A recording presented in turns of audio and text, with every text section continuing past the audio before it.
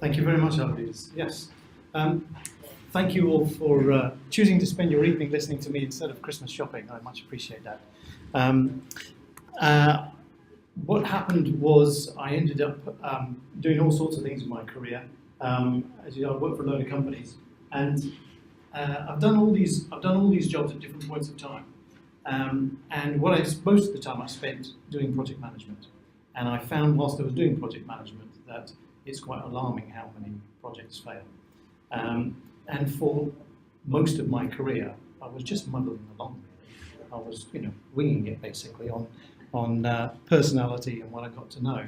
Back in 1986, a well-known author, Fred Brooks, who I think he wrote the Mythical Man Month and many other things, basically said that it's the requirements where the real problem is, and it's the hardest thing to get right. And according to Gartner this year, we're probably going to spend more money than 1986 was spending. We're going to waste more money this year than was spent at all in IT in 1986. So the problem is still there. Agile does a great service to the project management community and the software industry of reducing failures or fail fast and so on, but it doesn't solve the problem completely, and particularly with larger software projects. And in fact, so much so that what happens is that people actually get used to failure. They get executives. They just get accustomed to failure. So, and in fact, you get some quite strange behaviours. Certainly, as a project manager, I've said to the sponsor, I've said, "Well, she wants to deliver this on time and on budget," and they go, "Well, yeah." Now, the truth is, if it was reliable, time is what matters most. They'll talk about money. They'll talk about, we must have that functionality. But in my experience, in my experience, it's time that matters the most. It's the one non-renewable resource. You can't get it back. And quite often, project managers will sit in a meeting room and ask for some more money and get granted an extra month or two's worth of money, which can be a lot. It can be hundreds of thousands, plus the lost earnings from that. So it's a non-trivial concern when projects fail or delay. Can I just pause for a second and just have a quick show of hands of who in the room has actually been or is a project manager? Okay, great. 4. And business analyst or product owner? 2 or 3, 4. And developer? Just about everybody. Great. Okay, thank you. Was there somebody who didn't put their hand up? Different career? Different? Worked in a hospital lab, so I did quite a lot of college. Oh, okay. Well, I hope this is interesting, actually, to all of you. As I said before, I'm sorry? Oh, good. My career has spanned all of those disciplines, but most of it's been on project management and finding ways to do it more successfully. And one of the reasons where time is important is because when you're doing some innovative software development, you have a finite amount of time to be first to market.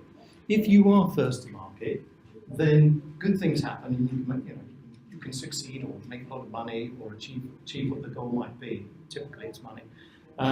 If for some reason though your project is delayed and you end up being just pushed out a little bit, and pushing the delta under this curve is the increase in cost. And people kind of don't flinch at the extra cost. But what they're losing out on is by being second to market, the real cost of that delay is amplified. And in recent years, I've looked for things that will make software projects more successful through leverage. In other words, where's that amplification? What can I do to amplify the benefits so that my projects are more successful? That's for innovative projects. Other projects that you might encounter, or common theme for projects, is about replacing something that's gone out of date. So burning platform syndrome. And so in those projects, again, time is critical. You have to get off that old system before Windows 95 or whatever it might be, is gone out of date. So you have to change your systems by a particular date, a particular time, and then often people will throw money at it. Year 2000, so on. People will just throw money at the problem to make sure that it gets solved. Anyway, but project management's pretty easy. Software project management, that's all you've got to do. Now, small projects, maybe you don't have to worry about all those things. In fact, this is not a complete list. And if you look at the BCS guide on project management, I was flipping through in reception and reading through in the back cover, and a lot of these things appear there. So if you're new to project management and you face all this, you go, oh my goodness, where do I start? And it's not always so obvious. So we need to do a bit of focusing. And for me, I was actually working. I inherited an e-commerce project at a UK supermarket. They said, right, we're replacing our website. Here's your job. So day one, I'm sitting around a table with the team leads. So we've got people looking after requirements, testing, infrastructure, coding, so. And then there was this one guy in the room. He was a lot older than everyone else. I got round to him, it was just introductions. And he goes, so could you introduce yourself, sir? And he goes, yeah, hi, my name's Lonnie and I'm a mathematician. And I thought to myself, hang on, we're managing an e-commerce project. Why do we need a mathematician? So after the meeting, I had a conversation with him. I said, can we just have a little chat? Can you explain why we need a mathematician? And then he started to explain his experience at managing projects, software projects for NCR. It turns out he had been the vice president of R&D for NCR, managing hundreds of millions of dollars worth of development. And when he had inherited that job, he'd said to himself, gee, I don't know how to do this, but I know that all my predecessors failed miserably, and they got the sack within 2 years of taking the job because they failed to deliver a software project. So I need to learn how to avoid that. So he started to teach me. And I think in everybody's career we encounter somebody who has an influence on us. And without a shadow of a doubt, he's had a huge impact on me. So I met him in 2010, and he's sort of been guiding me ever since.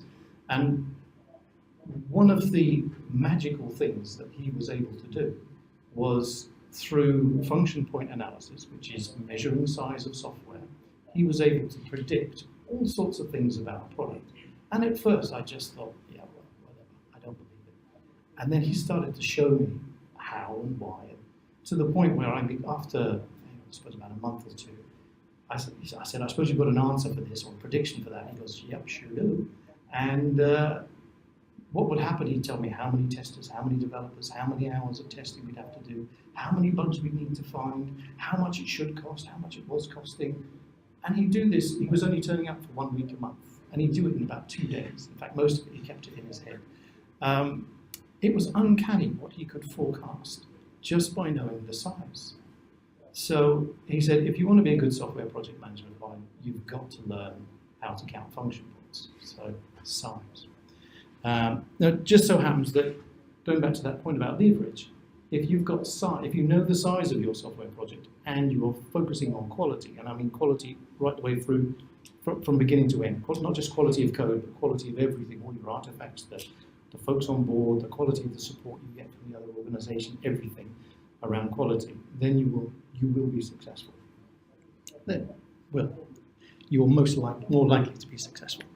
So we're going to just talk a little bit more about size and quality. It comes as no surprise as the larger the project that you're involved in, the more likely it is to fail. That hasn't changed for years and years. It's still the same. The curve is still the same. I haven't put any specific numbers on there, but 78 billion out of about 300 or 400 billion, it's a lot of waste, and that's just the USA for 2018. So if you can, and this is where Agile is great, because Agile encourages you to break your project into smaller sizes, and if you have smaller size projects, you're more likely to succeed. So if you can break it down with all sorts of tricks around architecture into multiple different projects, then good things start to happen. So just out of interest, has anybody heard of Was anybody else at the Charles's meeting where you talked about cosmic? Yes, I know you gentlemen weren't. Was anybody else learn about cosmic function points? Yes, one other, two others. So before I learnt about that sizing methodology, I'd learnt about its predecessor, which is the one that Lonnie guided me to learn about.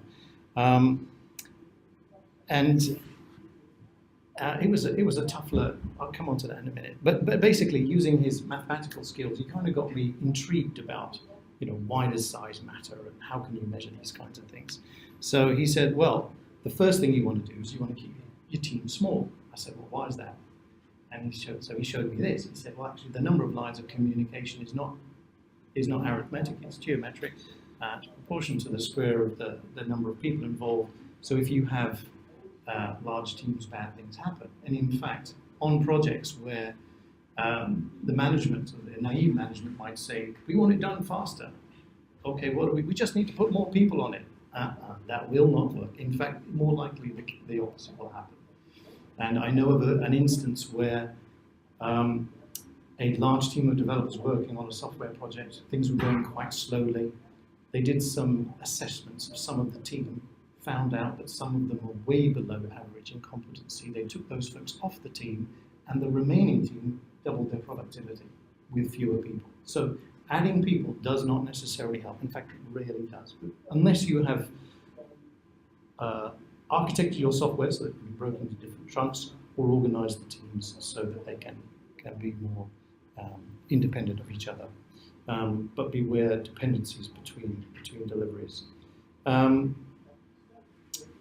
Just out of interest, does this ring true with everybody? And have you been involved in projects that have gone horribly wrong or been delayed? Yeah. Has anybody never been involved in a failure or a project that's gone on really long? No. Everybody knows what it looks like. It does happen a lot. And when you add more than 7 people in a team, it's really difficult. In a development team, it's really difficult to keep those lines of communication going.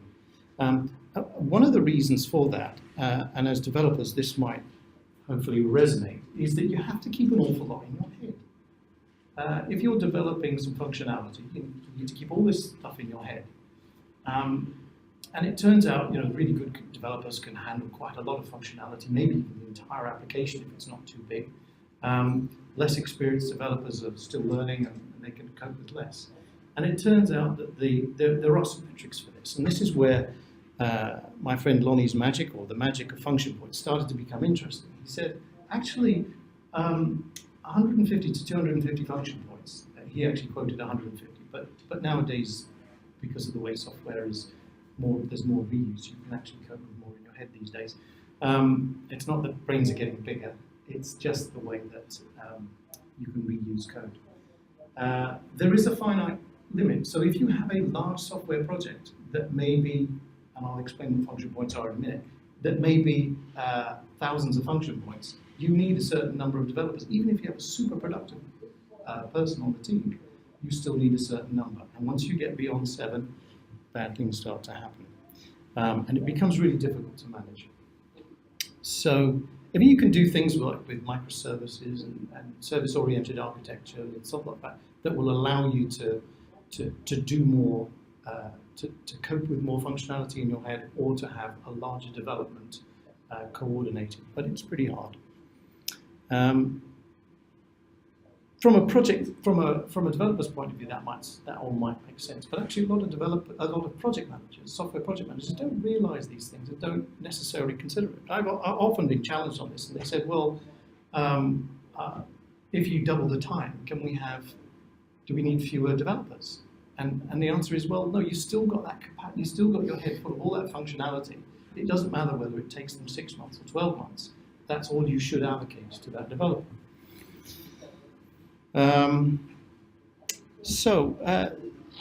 For those of you who are still developers, would you describe yourself as a software engineer, or are you familiar with people who are developers who describe themselves as software engineers? This is a bit contentious. It's often, it's commonly used phrase, isn't it? Software engineer. However, if you compare software engineering with all other engineering practices, the one thing that we don't universally adopt is a universal size measurement. Imagine if we were building bridges and using qubits as the, that's a qubit by the way, a qubit as the measure. We do this with software quite often. We refer to story points, or which is who uses story points for their software measurements? No, nobody.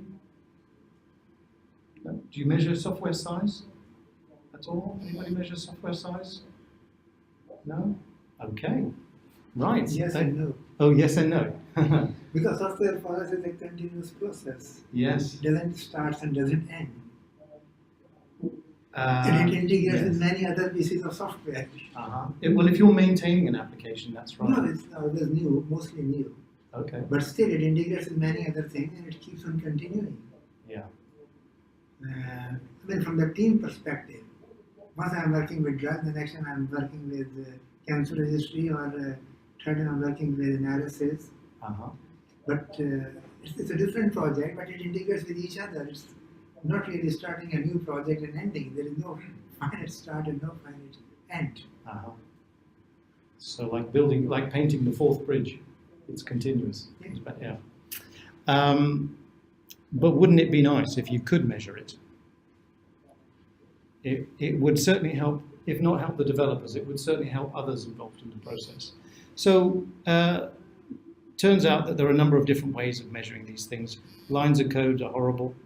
I'm sure we've all got experiences. My favourite one is I worked on another e-commerce site, and they outsourced the development, and they had a postcode validation, a field with postcode validation on it, and they'd assigned all this work to. It appeared 8 times on their web application, and they had 8 different developers writing unique, different postcode validation scripts, like 50 to 150 lines each. It turns out they were all wrong, because they were inexperienced students writing, but it didn't matter who was writing, they were all wrong. And we said, well, hang on, surely, this is UK postcodes, surely the post office can help us here. You go on the Royal Mail website, and there's a 1-line regex, which will validate your postcode. So they'd written 400 lines of code when they should have had 1, and that 1 line would have been very high quality. So that's my favourite reminder of when people say, let's use lines of code as a measure. There's all sorts of bad reasons not to, but that's a good summary. You can measure various things. Now, I learnt about function points from this fellow Lonnie, and function points are a technology-agnostic way of measuring the size of software. The idea is that 2 people who are skilled at doing it can look at this set of requirements or documentation and come up with the same number, and you can then use that number for managing your project, controlling it, estimating it, costs. And it turns out that with functional size, you can, I'm not going to repeat Charles's talk, but just a few highlights. If you, oh, actually I've got a slide about it.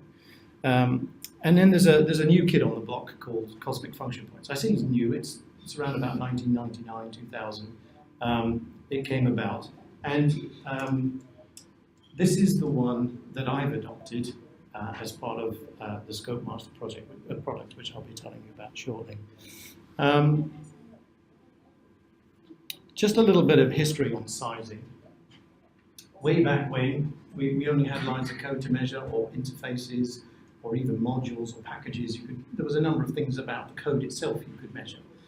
But before you had built software, there was nothing to forecast until this guy called Alan Albrecht came along, and he came up with it from IBM. He came up with this idea of function points, and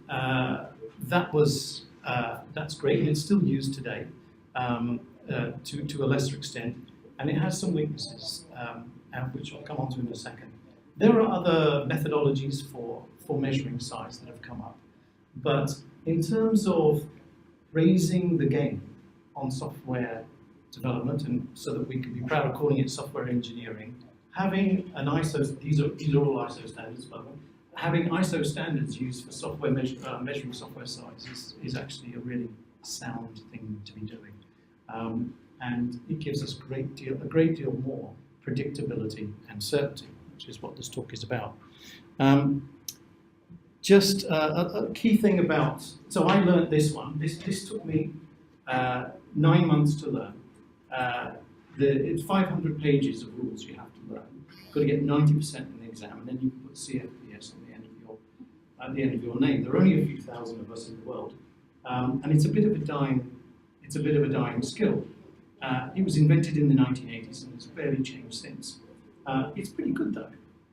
It's not bad, but it's kind of like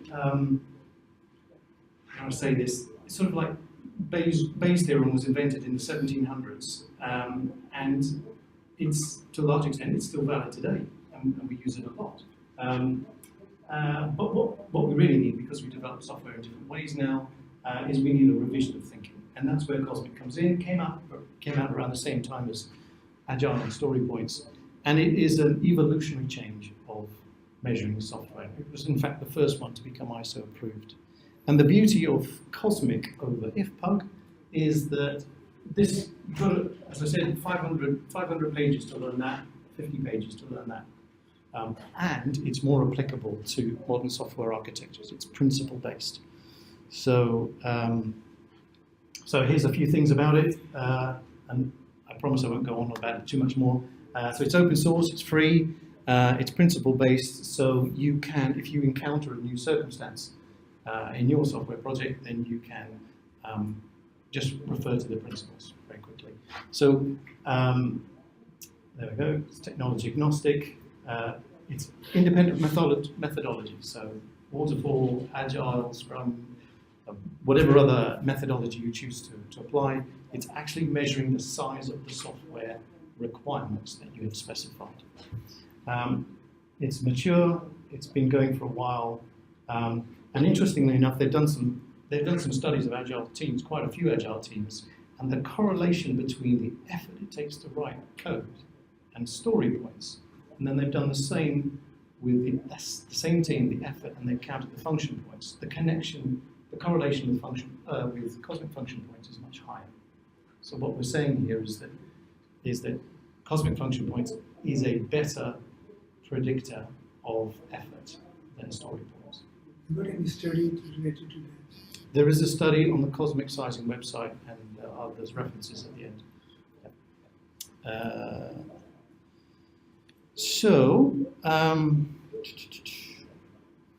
Yeah, so one slide, this is what Cosmic Sizing is. So I'm glad Charles isn't here because he'd probably be cringy, because I've tried to boil it down for those people who don't really want to know. Basically, you define your application, what functionality you are focusing on, and that is, because you could have functionality in connected systems or related systems. You identify who's using it, and those users could be connected systems, or they could be users themselves, and then you add up the inputs, outputs, reads and writes. And that's it. It's pretty simple. There's a couple of areas where it doesn't work so well. Highly computational, lots of maths involved. It's not so good for that. And any applications with artificial intelligence, ironically, not so good. Right, so if you're a project manager and you know the size in function points, you can manage scope creep, scope evolution, and you can estimate these things up in advance, which senior managers like a great deal. They say, give me an estimate, or an estimate range better if you give them a range. And if you've got the cosmic function point size, you're going to give them a much better range. Not only that, you can also give indications of quality based on your function point size. So you could have the defect potential per function point. That's how many defects do you expect to have to remove before you're ready to go live. How many defects have you removed, and therefore you can look at the delta, and that's how you know whether or not you're going to have a TSP problem or not. So what else is it used for? we talked earlier about how many cosmic function points a developer can have in his head or her head. So that will tell you, if you know how big it is to start with, you know how big the team is. Great. And schedule. And it turns out there's quite a lot of published data, certainly on the old method, but there will be more on the new, on Cosmic as well, which is how long will it take to build. And you can actually build up your own benchmarks very quickly. And I'll show you how we can do that. So if your organization is highly efficient and you have a high output, you can build up your own organization's benchmarks for delivering software based on function points. Now, project risk is one of the key areas that a project manager has to worry about, and per se, the size doesn't help. However, we'll see how ScopeMaster can improve on that. So we talked about focusing on size and now quality as the two key things that we need to worry about. So it turns out, if you read the books, and this is one of my favorite ones, Economics of Software Quality by Capers Jones, and he talks about why quality comes for free. Lots of project managers and executives will say, oh, well, you can have it faster or cheaper or poorer quality or less scope, but you can't, there's no win-win there. You have to give up one for the other. That's not true. If you do things of better quality, and developers know this, if you do better quality from throughout, actually you can have it sooner, and it will be better quality, and it will be cheaper. Now, there reaches a finite point where you can't have perfection, but you can have really, really good. And good things start to happen. So I highly recommend that book, Economics of Software by Capers Jones. And it turns out he's done loads of studies on projects. And he has found that on larger projects, we're talking 1,000 function points above, 40% of cost and effort is dedicated to bug fixing. Does that sound familiar? How? What's the procedure? In Agile or in some other way? He's done studies of ranges of size of software projects, and including Agile, Waterfall, and all sorts of types of software, not just business applications, but embedded systems, military systems. And the military like all their specs up front, so that tends to be Waterfall by nature. Typically,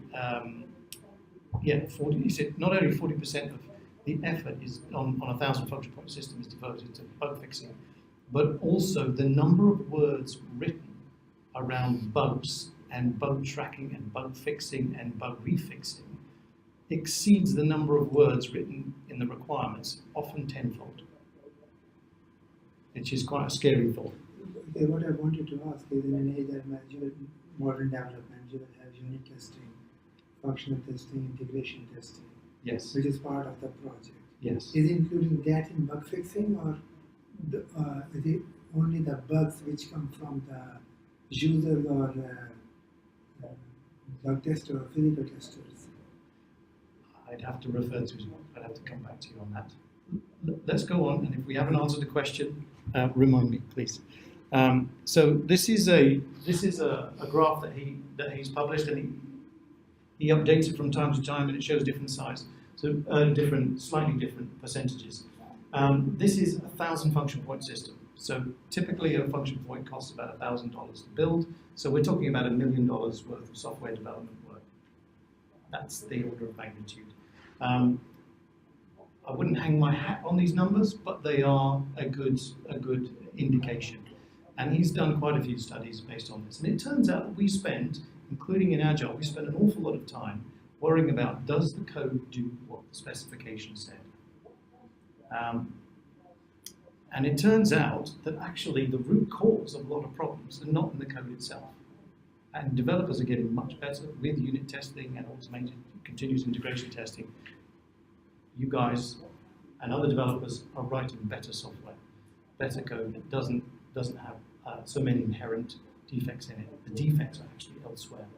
Now, a smaller project, an Agile project, the curve looks slightly different because you have all your user story grooming. And if it's smaller, then this green portion will be slightly bigger. But you're talking about a smaller software and a smaller set of functionality. With a larger project, actually it's worse than this. The code defects are fewer and the other defects are bigger. So you're talking about $10 million worth of software. You will have a lot of problems in your requirements.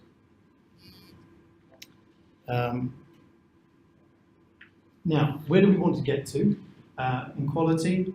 Actually getting to about 95% defect removal, which is you've got rid of 95% of the latent potential bugs that are in your software.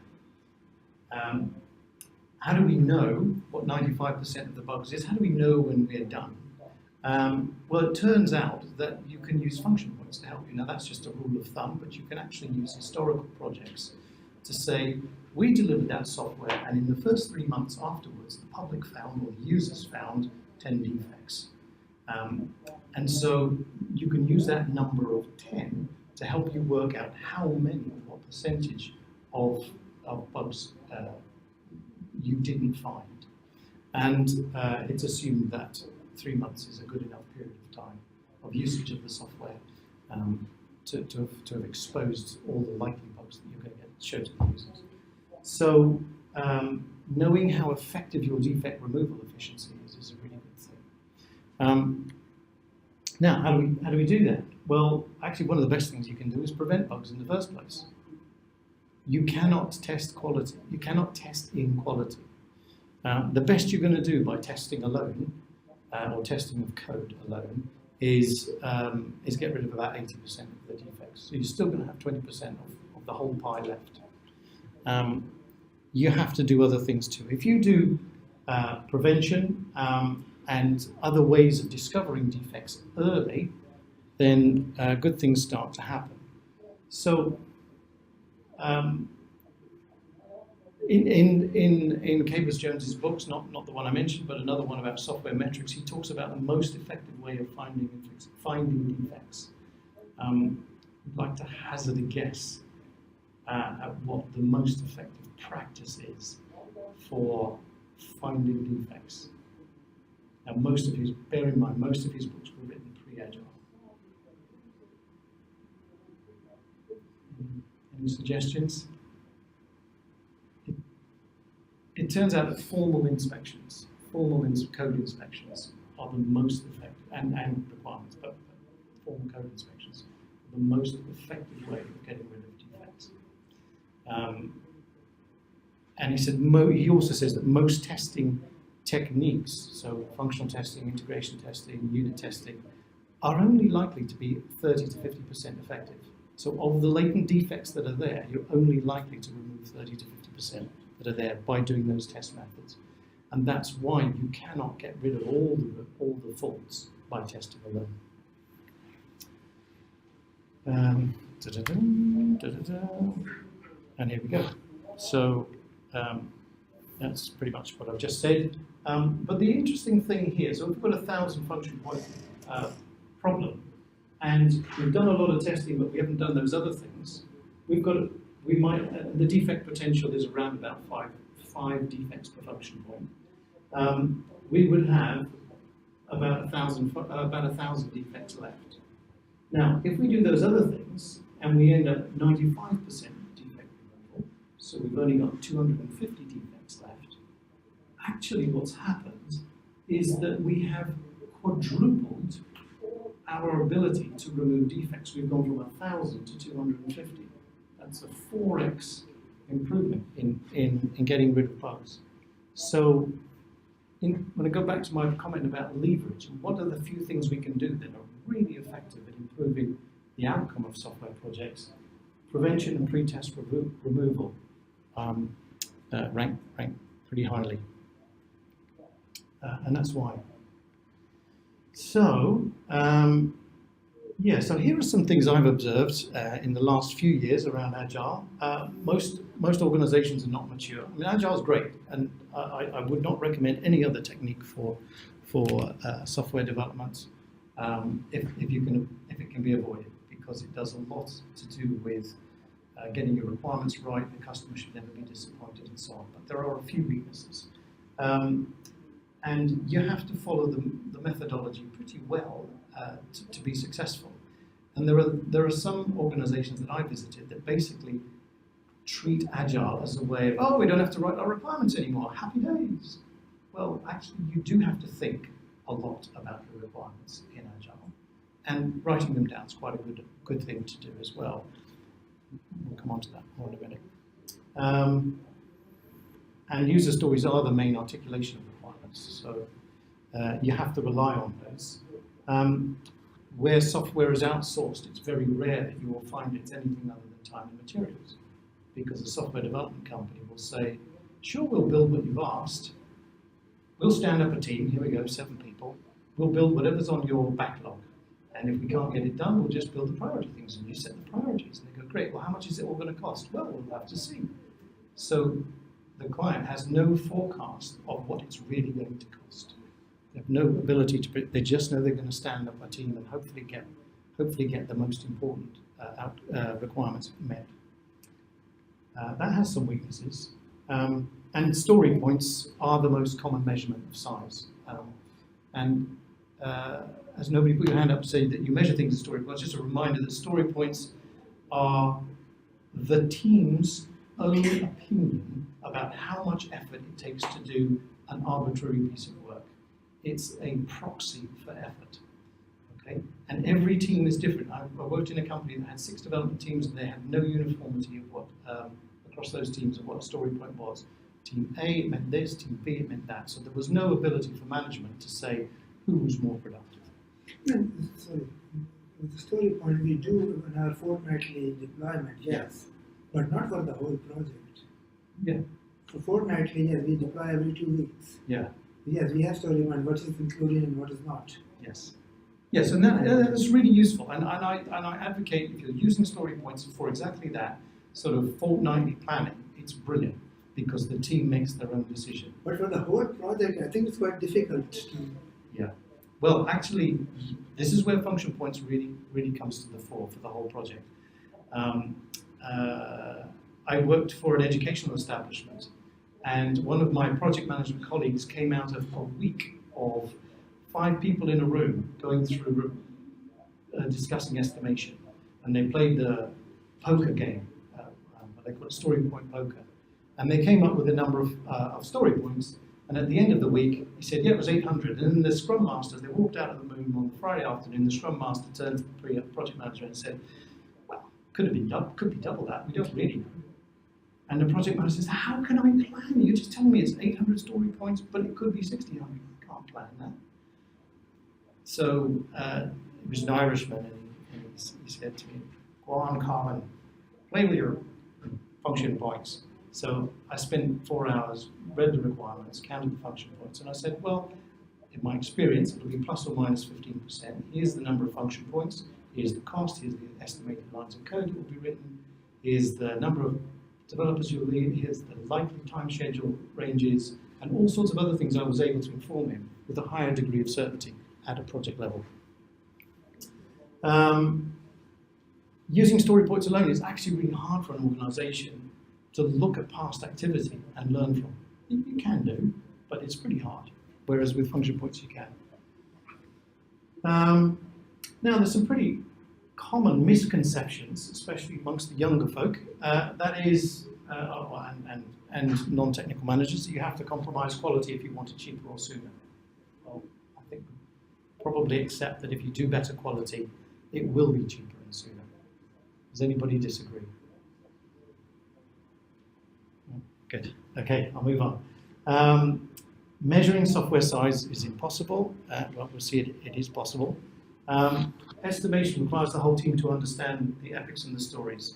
So not only in that example that I just gave, but actually another project manager I spoke to yesterday, we spent an hour with a couple of projects he'd worked on before, and he was alarmed at how much you can do, not as a team, but as an analyst or in an analyst role, just by looking at the stories and with the tool that I'm going to show you in a moment. So I went along to a meeting at Charles, Cosmic Function Points. Well, it was all about that. And they said, well, this isn't being adopted, but we know it's really good and it really works. It helps. What we really need to do is automate it. So I thought, oh, I'll do that. That's a challenge for me. It's just a couple of years ago.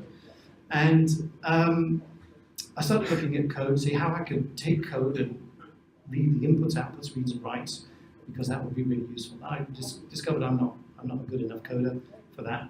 But I thought, well, actually, it's really more useful to know before you've written the software how big it is. What can I do with the English language? Well,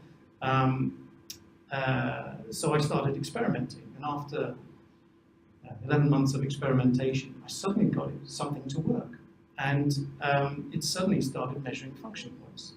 So then I started grabbing user stories off the internet, throwing them at my tool, and to see what I could improve. Well, this is where quality and sizing come together, because it turns out that people write bad user stories, not universally, but mostly people write bad user stories. And by bad, I mean they are hard to interpret, they're ambiguous, or they're lacking, they're too much detail, and that's a really common one. Or in some cases, too little information. So that was my goal, was to see if I could automate it. I had a good old play.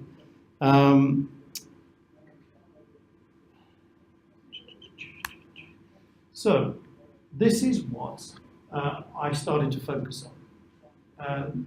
Everybody familiar with a story card? Anybody not familiar with this kind of thing? Okay. So in Agile, as a so-and-so, I want to, and then there's some functional activity, so that. Well, it turns out that inputs, outputs, reads and writes, which is what we need for function points, is all here. In fact, it's mostly on this part, but it's all there.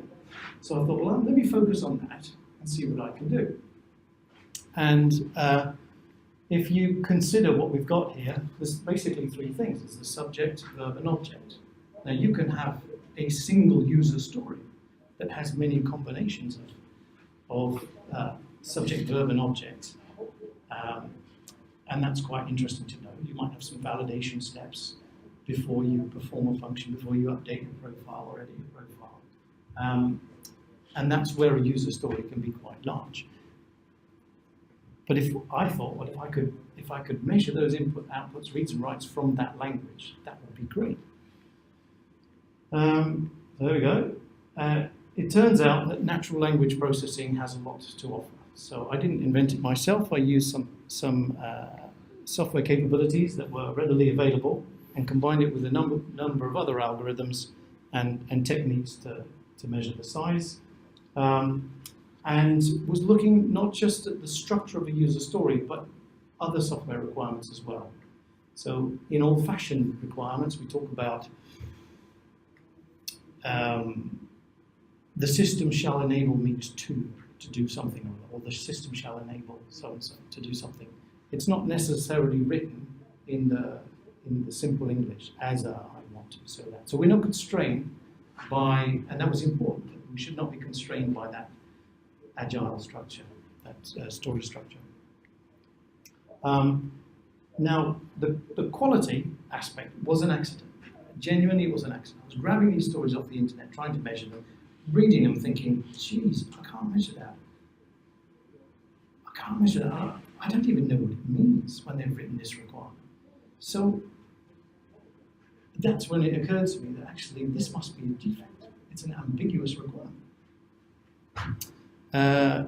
And so the quality aspect was born. So I phoned up my friend Lonnie, who I told you about earlier, and he's really into fishing.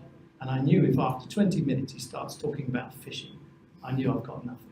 Well, 2 hours into the conversation, he goes, gee, Colin, this is interesting. We need to show this to some folks.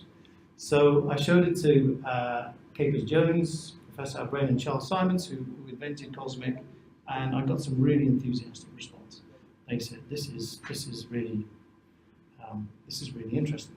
And they said other nice things too. So the topic is about automated sizing and quality, and this is what my software does.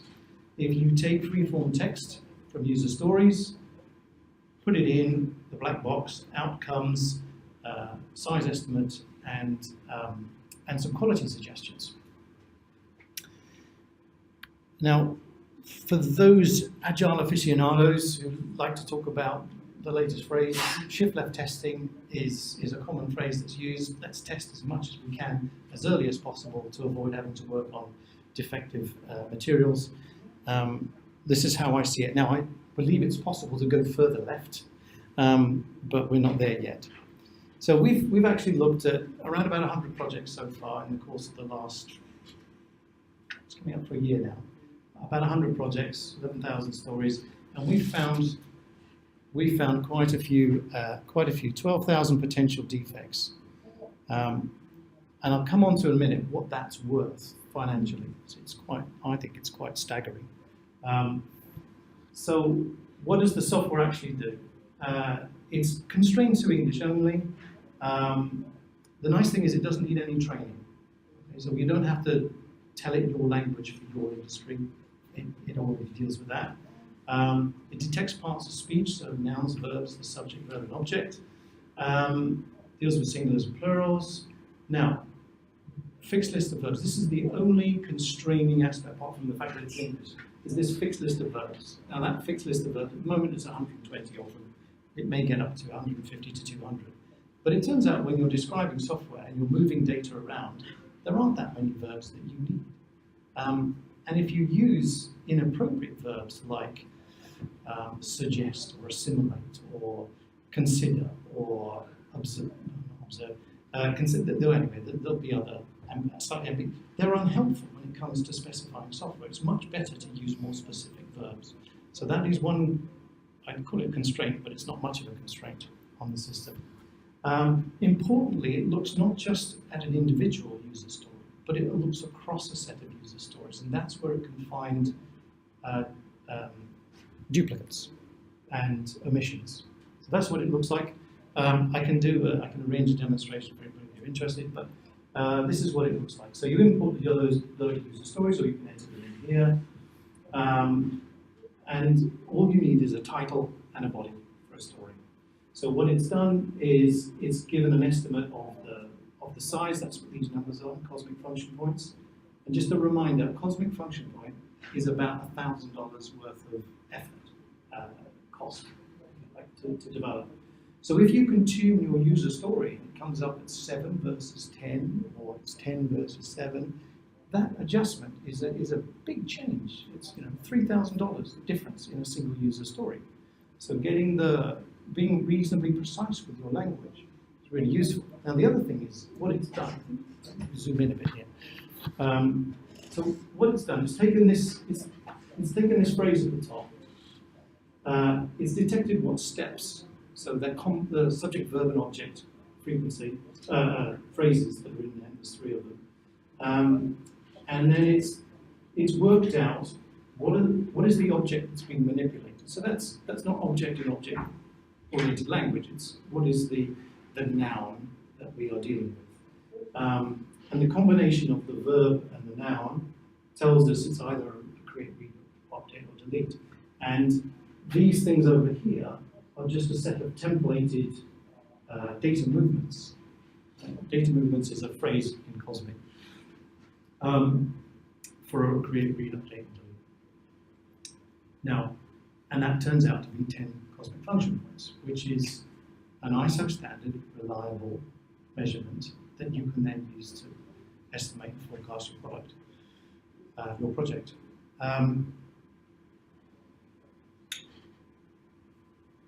Actually encourages you to write shorter stories.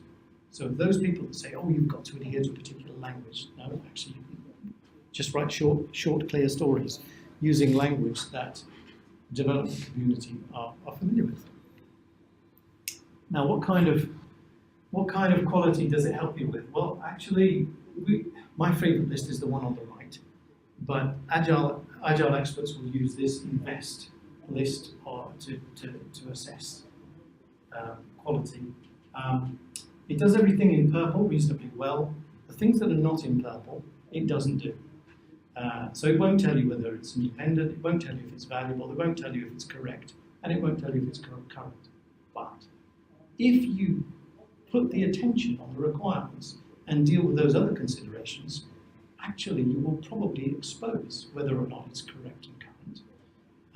And you may work out whether or not it's valuable, because you're spending more time looking at it, more time looking at the words and being more particular about it.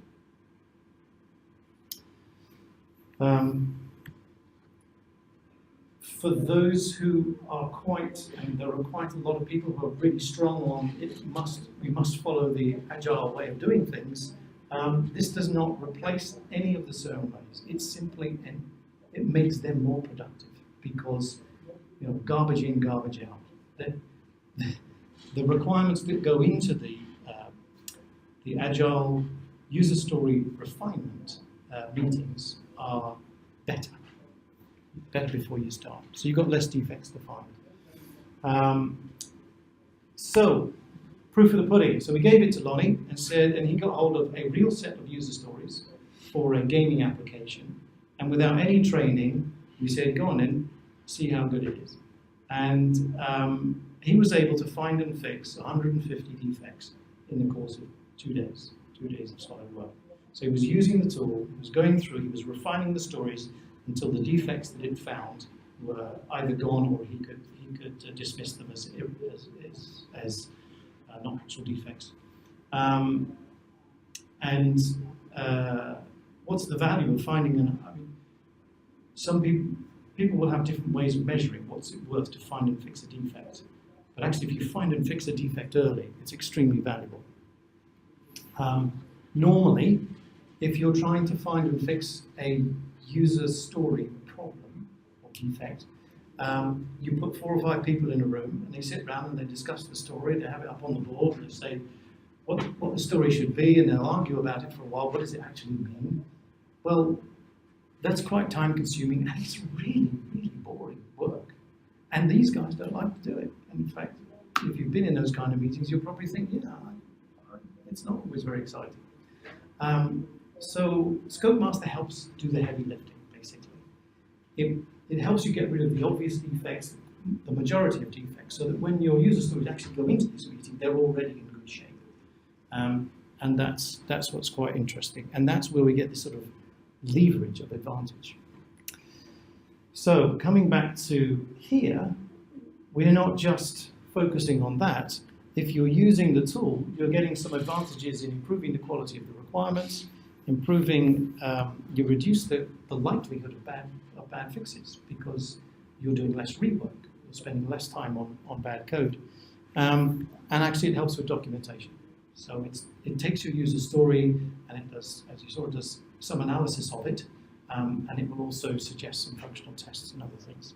So my personal aspiration, and I would particularly like to see it used a little bit in the health sector, in the NHS, in the public sector particularly, is to do that. So it's actually to reduce the likelihood of failure, particularly on large projects. And I believe we've already got some evidence that that's what this does.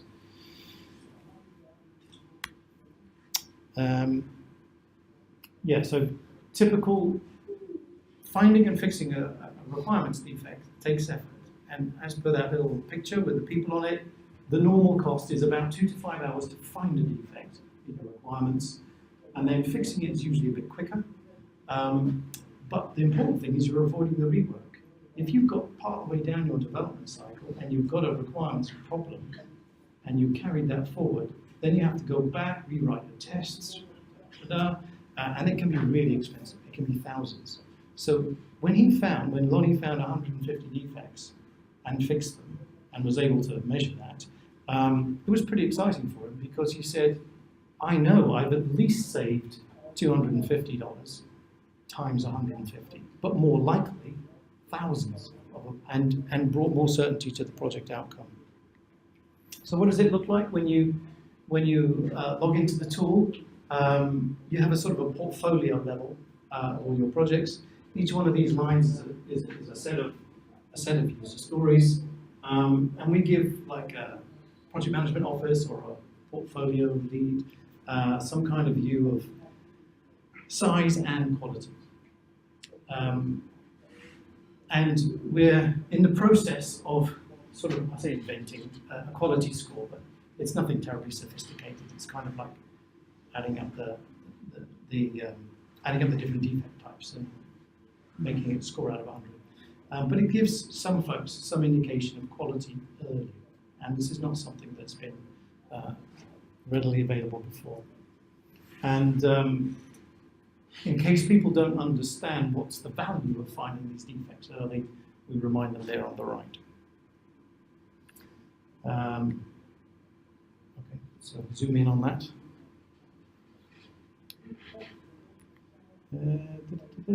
So there's a bit more on quality. What happens is when we look across the requirements, we're looking at those objects that it identified, and we do what we call a CRUD analysis: create, read, update, delete. If it's found for a particular object of interest, if it's found one step in a user requirement that involves, in this case, a read of that object, then the suggestion is we might be missing a create, an update, and a delete. So these are potential defects if you're managing this. Also, if you look down, this is a curtailed list, but if you look down this list, you will see the terminology that was used for an object. Now, quite often, if you've got a large set of requirements, you will have inconsistent terms. Some people will call, if you've got multiple analysts working on a project, they'll use different terms for the same thing. And that's a really quick way of spotting that inconsistency of language. So we deal with consistency as well.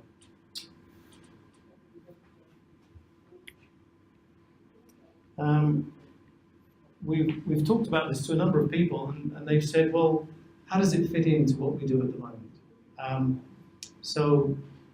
This is our story. There's a lot of tools out there that will help you code things well.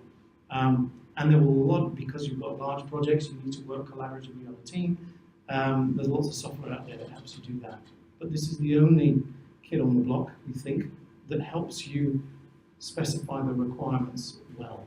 It's the only thing that's analysing the words. In fact, the wise men, the old faces that you saw earlier, I asked them, have they seen anything like it before? And they all said, well, there was a thing that NASA did in the 1990s that went open source and then got abandoned, but it did some language analysis, but it didn't do what this does. So we're really excited about its potential.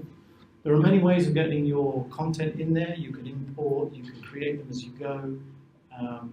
And we have just developed a Jira plugin. So if you use Jira, I mustn't make this too much of a sales pitch, I apologize, but I'm just so enthusiastic about it.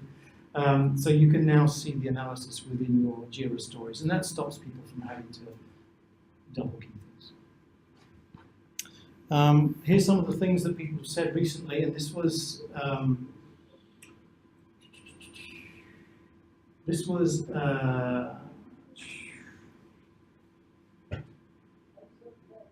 one up here on the right here. This was yesterday. Showed it to an agile project manager, and he looked back at a project that he did, and he said, we spent 3 years doing this project. This product would have shortened that requirements gathering stage by 6 months, up to 6 months.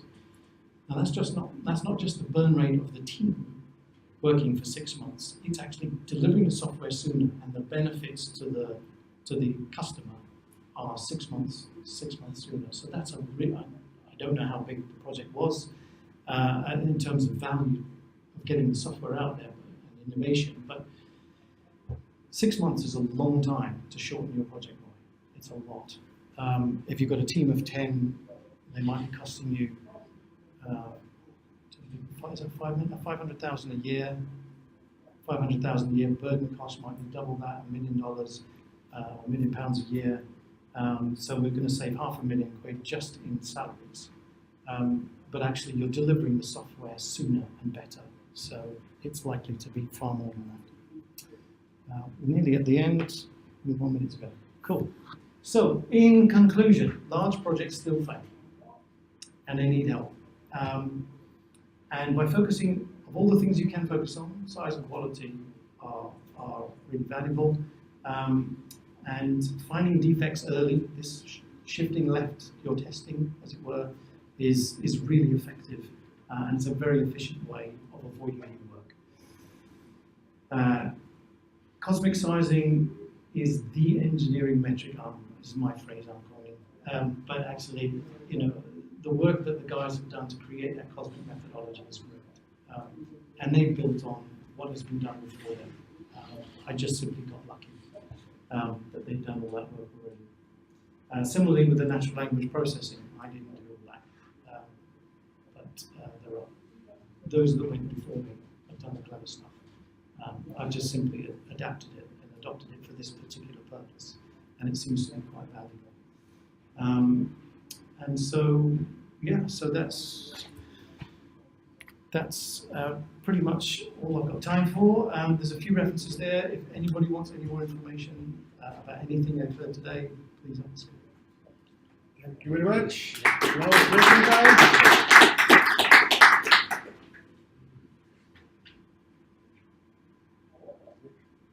As coders, we're quite used to the idea of reuse and Yes. building code to libraries and reusing them for others. Yeah. Requirement specifications tend to have a lot of redundancy, repetition. There tend to be more linear lists of things, especially with user stories. There's a lot of overlapping commonality between user stories. Yes. So, and that's usually resolved at the design stage, where someone matches up all the commonality and turns it into a detailed design. So how does that relate to this early stage capturing of defects in terms of this redundancy and replication? Yeah. So for the sake of the recording, I'll summarize it. The question is about replication of functionality in the requirements, is it not? Yeah. If you, at the early stage, as you are drafting the requirements, if you use the tool, it will spot those duplicates very quickly in terms of moving data. So if you've got multiple requirements in the CRUD table, multiple requirements that are, let's say, reading the same object, it will show you straight there. There's three requirements across the whole set that are reading that piece of data. So you will spot that really quickly. As I said before, this does not get rid of the agile ceremonies. It does not get rid of anything that you do at the moment. It simply makes the initial requirements, you can refine them much, much faster and much more effectively, so that what goes into your backlog, your product backlog, and what goes into your user story refinement meetings is much better quality, is much better thought through, and that's how we would express them. Yeah. More questions? On the first user interface picture on your slide, you had numbers in circles down the side, which Yes. were the function points. Yes. But the circles were different colours. Is there a significance? Yeah, that's our suggestion of how you might focus your attention towards user stories that are either over-complex or ambiguous. So the color code is basically red, amber, green. If it's small, clear, concise as a non-duplicated function, then it's going to be bright green. If it's either overcomplicated, it's manipulating lots of objects, then it will be amber or red. If it's ambiguous, it'll actually have a question mark against it. So that's simply a way of guiding the authors of the user stories towards the more problematic ones. That makes sense? Yeah. I'd like to see an example of the user story, actually. I'd like to see them. Well, there was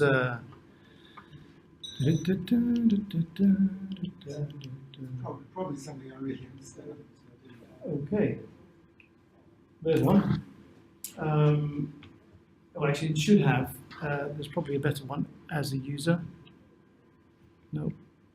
Okay. So normally you would say and you say the user type. Let's say this was actually a restaurant application. It could say. But it's actually to do with the handheld device that the waiter's using. As a waiter using a handheld order taking pad. I need to validate that the device is permitted to access the server. Essentially, that's what that's saying. Validate that the permission is granted for the waiter to use the application, and then as the waiter, I can insert the order. So, and that's not a particularly good user story, but it's just one that we were able to interpret. And one of the examples is, one of the things about this is that the software is pretty flexible into how you phrase things. You can write, you're not constrained too much by the way you write your requirements, as long as they can be mapped to these functional steps. And in teams where you have different languages, people whose mother tongue is a different language, and you often have that these days where different languages are involved. I don't mean development languages, I mean actually your spoken language. It's really useful for developers to have this intention, which was written probably by a non-technical person, to be mapped out to something that they can see in terms of data movements. What was the actual output in this particular case? Well, he's inserting an order, so it's a create. In terms of lines of code or in terms of function points? Actual cost of development? Yeah, so there's a whole screen, I don't think I have a demo, there's a whole screen to do with estimates, which will tell you, which will give you ranges for those things.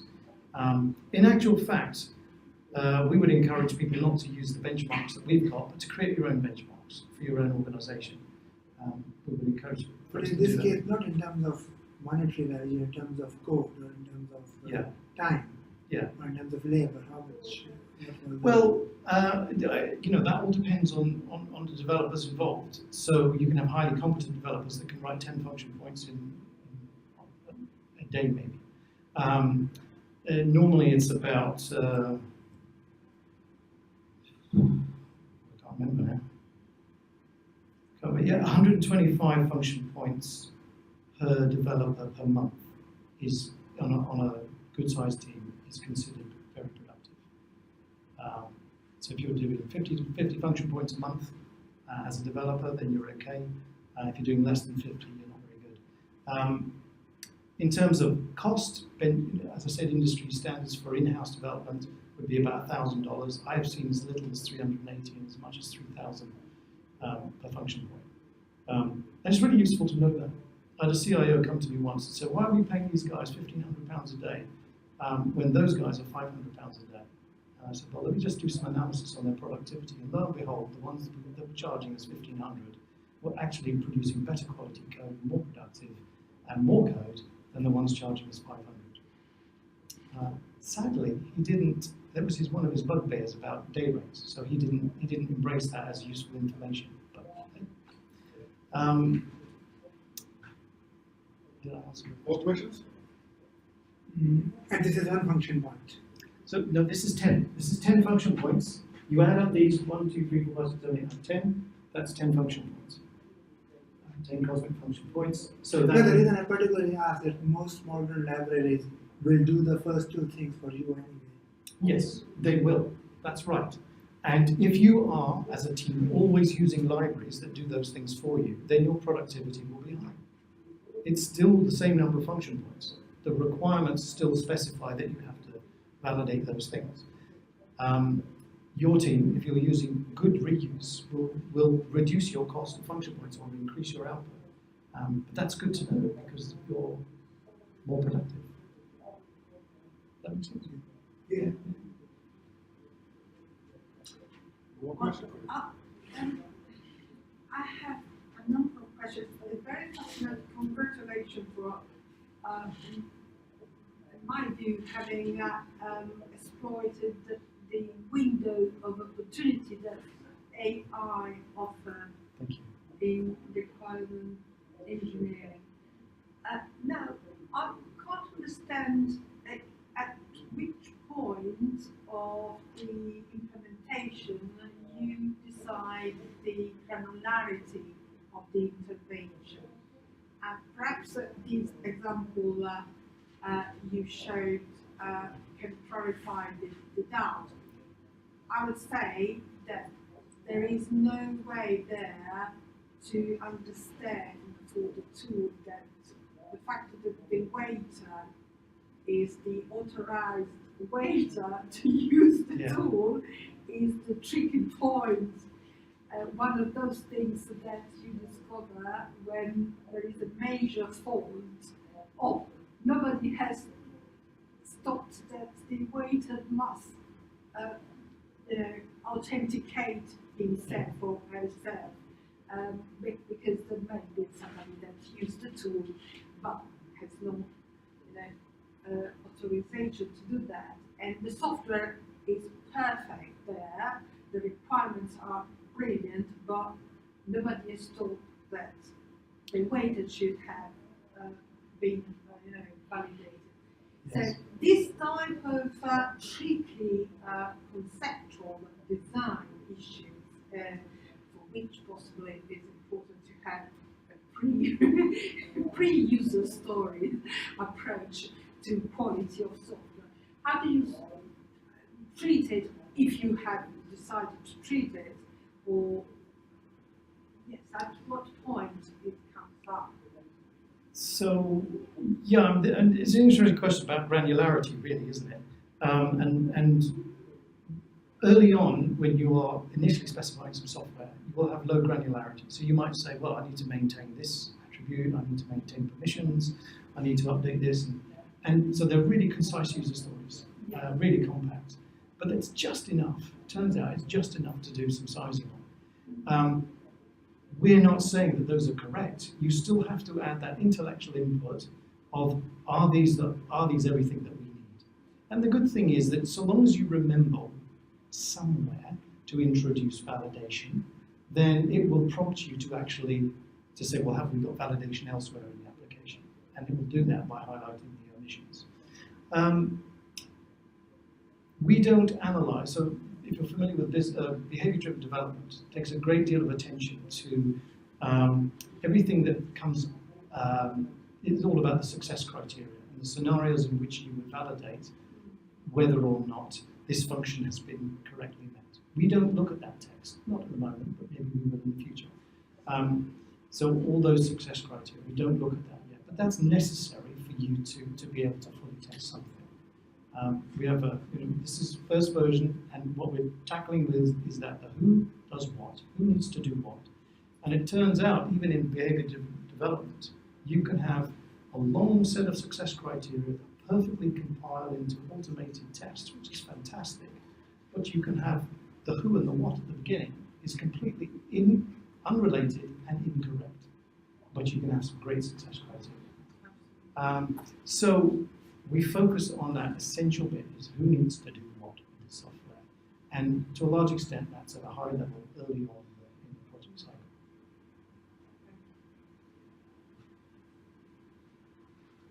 Do omissions count as defects as well? If you're at the function point level, if you find items that are written but never read, or read but never written, and there's a gap, Yes. Would that be Yes. a defect? So we have two categories of defect. One, if it's ambiguous and it can't be measured at all, we can't work out, we don't find any of our 120 key verbs. We don't know what data is being treated. Therefore, it's ambiguous. And that is a definite defect. It's ambiguous. We can't work out what it means. It's definitely ambiguous. Everything else we describe as a potential defect.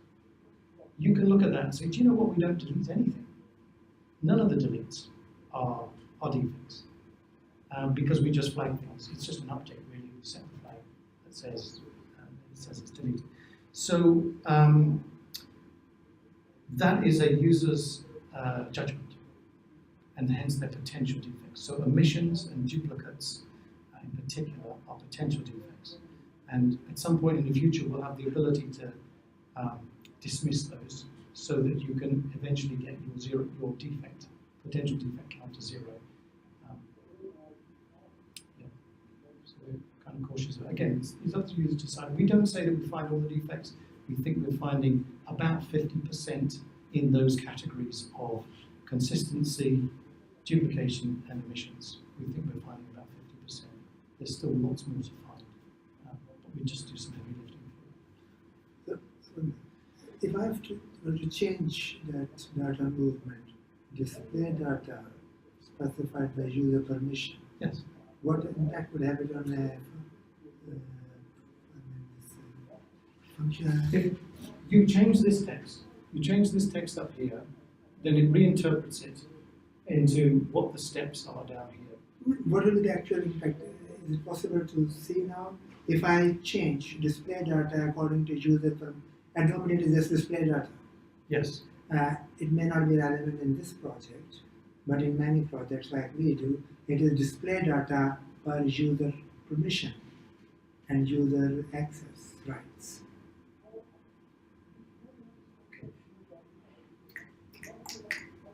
At the moment, these are a templated set. So this is a fixed set of data movements associated with a read event. We may allow you in future to actually customize this list if you do something more sophisticated every time you do a In the read. head, it is always that. Yes. I mean, every user can't see every patient. Yes. However, we have this step here. If you're saying validate the user's permission to view the patient's record, then that's a functional step. It's a functional step, not a data movement. And so The problem generally with that is that if you use a common Microsoft and other library, it applies at action level. Whereas in action level it is permissible, but not at the user level. Every user may have different permissions. And maybe different permissions at different point in time. then that's functional behavior. Yeah. And they are far more difficult Yes. to code, Yes. keeping in mind you have millions of records and you have Yes. to Yes. filter out every single time you snack. And so your user story has to be a little richer. Yeah. You might have more steps. You might have 10 steps for every function. And if that's clear.